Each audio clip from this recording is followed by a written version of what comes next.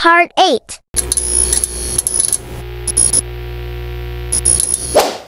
Hello po, ako po si Tutor Sunny at ngayon ay nasa number 29 na tayo ng Intuitive F2L. So kung ang edge piece ay nandito, nakaset na yung gilid niya, orange sa orange, tapos ito green, ito yung green, okay? Tapos yung white, orange at green, yung corner piece, nandito na siya. Tama na yung pwesto niya, kaya lang mali yung orientation, okay? So, yung corner piece nandito, yung edge piece nandito, yung edge piece naka-set na, yung corner piece naman, mali ang orientation. So, pag ganito, ganito lang ang gagawin nyo, R, U, R prime, U prime, R, U, R prime, U prime. Ayan, dalawang beses lang. So, okay na siya. Ayan. Puti, orange, tapos green. Ito naman, Intuitive F2L number 29.1. Yung number 29, nandito yung green tapos yung orange na gilid niya, nasa center na ng match na siya ng orange na center. Tapos yung puti nandito, yung corner piece, yung puti ng corner piece. Ngayon naman sa 29.1, yung orange ang nasa ibabaw, yung green naman na nasa gilid, kamatch na niya yung green na center. Tapos yung puti naman nandito, okay, ng corner piece, okay. So dito naman nakaharap. So pag ganyan, gawin lang natin to dalawang beses. Taas yan, ikot, baba, isa pa. Ayan na.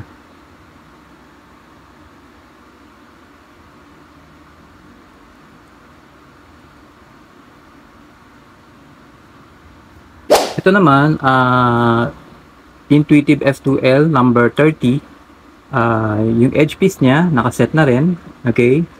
So orange sa orange, tapos yung corner piece niya nandito na nasa tamang pwesto na, kaya lang mali yung orientation.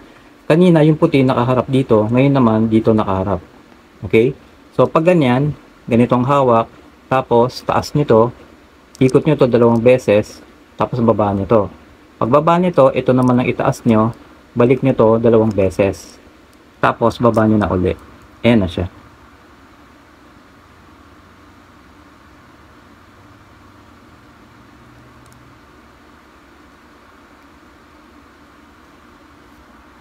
Ito naman, Intuitive F2L number 30.1.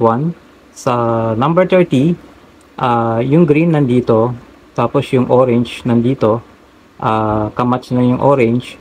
Tapos yung puti naman, imbis na nandito, nandito siya. Doon nakaharap. Okay, yun ang number 30. Sa 30.1 naman, ganun din, pero dito, sa kabilang side naman, dito naman. Okay? So, orange naman lang nandito, yung green naman ang nasa gilid, match na yung kulay ng center, na kulay green.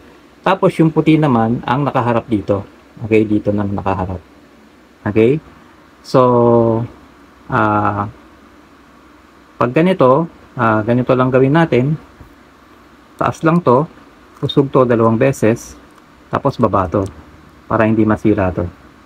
Pagkatapos taas to, ikot to dalawang beses, tapos baba. Ayan na.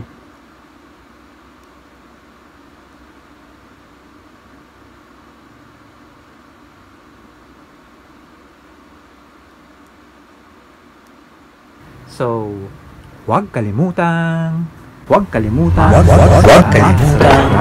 mag-subscribe. Maraming salamat